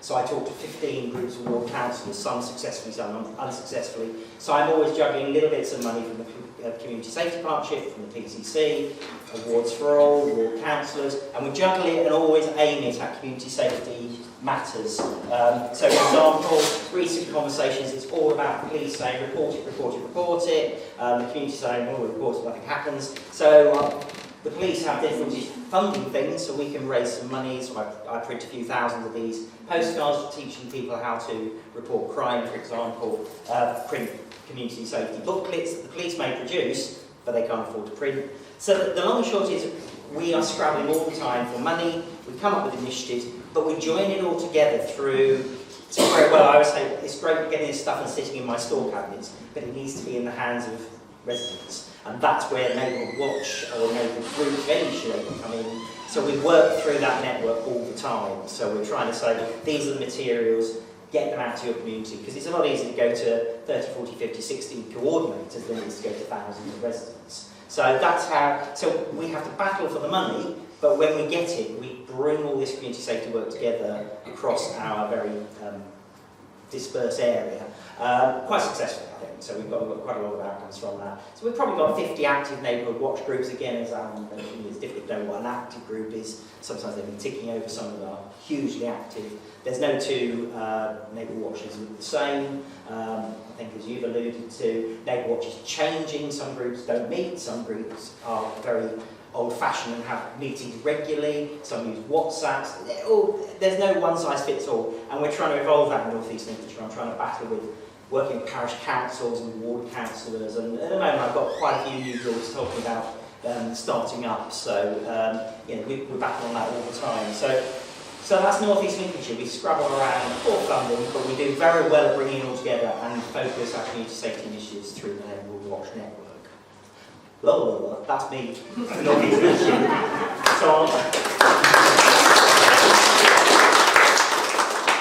So I'm going to switch back to compare for the day. Thank you, basically. You've all turned up. You sat and listened to what I hope is useful information. Thank you to the hosts, the network and their building. Makes it very different to the feel of a hotel where we're paying money for waiting on. This is a community venture in the community, so it's perfect for having a discussion about Neighbourhood Watch. We will be saying that's the end, disappear, but we're around. Come and chat to anyone you want to catch up the last conversation.